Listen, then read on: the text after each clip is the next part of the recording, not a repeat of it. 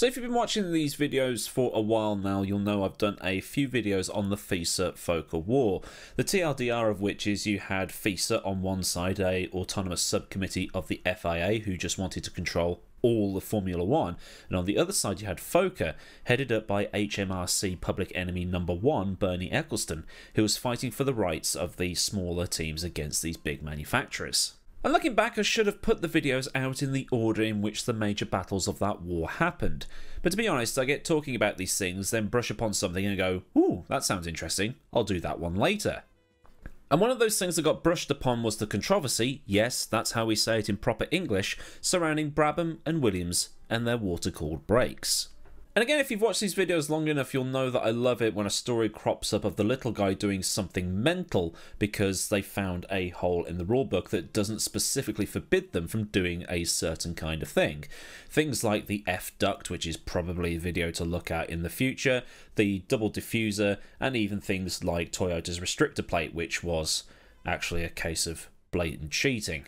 Either way, these exploits of grey areas in the rulebook make Formula 1 what it is. And the days of Smokey Yunick back in the 1960s pretty much started it all with the whole, it doesn't say here that I can't, so I will. It says the fuel tank needs to be 20 gallons, but nothing about me hiding another gallon or two by installing a 60-foot fuel line. The same way Braun warned the FIA that the 2009 aero rules had a massive gap in them that would be exploited. And was. So then, with the manufacturer teams in Renault, Ferrari and Alfa Romeo having massive budget advantages over the privateer teams, the garagistas had to get creative.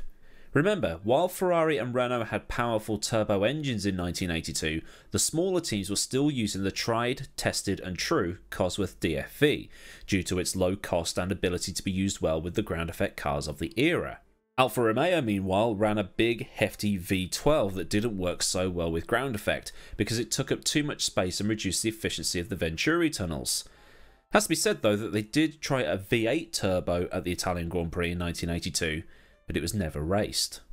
And with these turbo-powered cars being heavier than the DFV-powered ones, it meant that the FIA had to jack up the weight limits, the minimum weight for 1982 being around 580 kilos, which is nothing compared to what the cars are running in terms of weight today.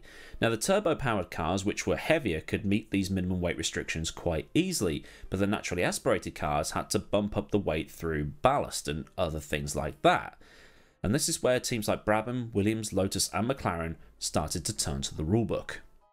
The weight rules provided them with a little bit of a problem. They'd have to build this weight into the car, design the car around carrying extra weight.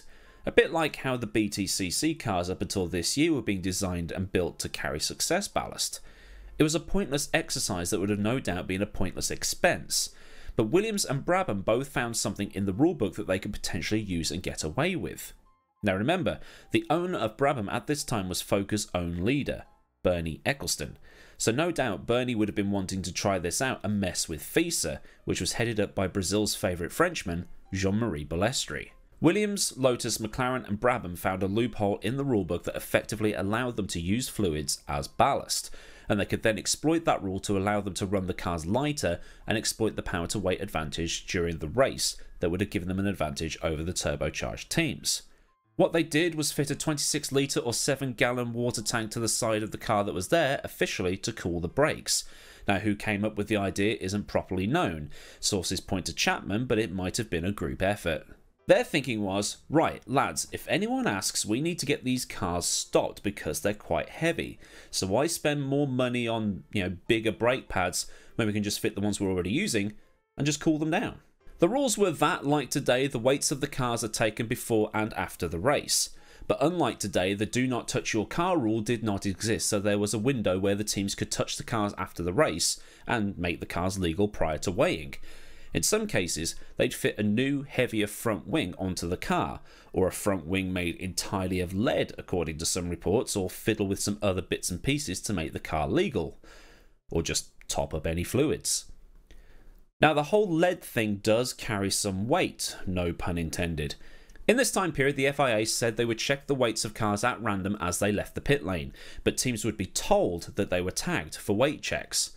The teams would put weight into the cars to pass that weight check and then send the car out in a different spec the second time onwards. Now, Eddie Cheever, who was at Tyrrell in 1981, said that when he was tagged for a weight check, Tyrrell would take off his standard rear wing, which was a fiberglass metal composite at the time, or hybrid at the time, because composites weren't, well, they were sort of becoming a thing at that time, and they would put on a weight-friendly rear wing instead. Now, the car would pass the weight check, but the car would become practically undrivable because this thing was just so heavy. It took 4 men to lift it up and fit it onto the car. So, Cheever assumes that the whole thing, the whole rear wing, was made of lead. Louise Goodman just commented on one of my BTCC videos. When the race started, all the teams using this water tank were all within the weight limit specified by the FIA.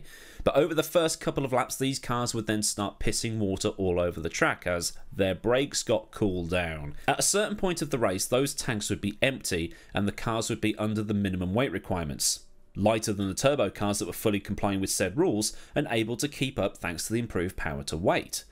After the race, they simply popped those 7 gallons back in. This had probably been going on for some time, just not to this extreme.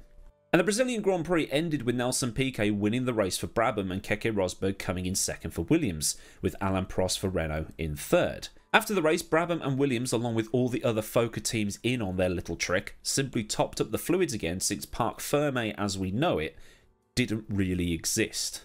But after the race, the FIA became aware of what Brabham, Williams, Lotus, McLaren and possibly others like Tyrrell were doing. Renault actually full-on formally protested, and Piquet and Rosberg were stripped of their first and second places, conveniently elevating Prost into the race win. This being despite Brabham and Williams complying to the letter of the law, just not the spirit of that law. John Watson had finished 4th but had been bumped up into 2nd because of the disqualifications, and he had that same illegal trick that Piquet and Rosberg had.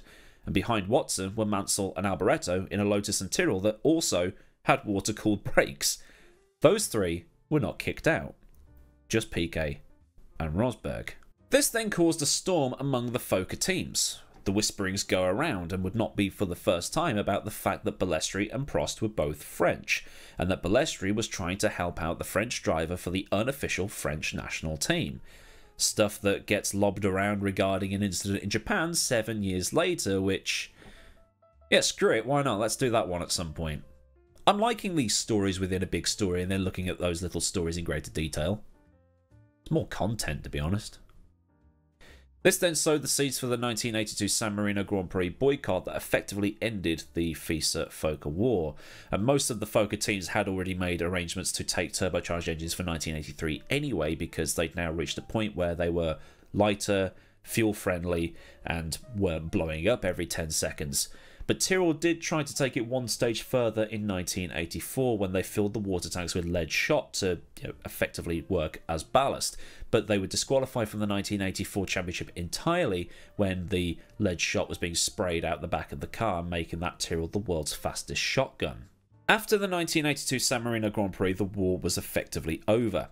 The signing of the Concord Agreement in 1981 helped as a ceasefire, and that document in itself started Bernie's rise to the top. It's actually interesting to note that there are 4 people in this story that ended up becoming top figures in Formula 1. You've got Jean-Marie Balestri, who became the president of the FIA in 1985.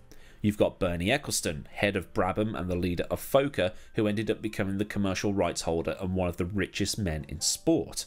You've also got Max Mosley, founder of March and FOCA's legal advisor, who would succeed Balestri as president of the FIA in 1993 and would make the sport the safest it's ever been. But there is one more hiding in the background. Brabham's head mechanic at the time this story takes place, the man that practically engineered Nelson Piquet to 2 of his 3 world championships, that man was Charlie Whiting. So then, a look at the water-cooled brakes controversy and how that kicked off the final battle of the FISA-foca war. If this has been new and or interesting to you, then do give the video a like. And if you want to see more stuff like this, then do subscribe and also get that bell on so you never miss out on anything I do around here. Big up to the Patreon Massive who continue to support this channel, and if you want to help contribute to the image purchasing fund, you can help out by following the link in the description, where there's also links to Discord and also to Twitter and Instagram. So until next time, I've been Millward. Have a cracking day wherever you live in the world, and I'll see you all again soon for another video. Goodbye.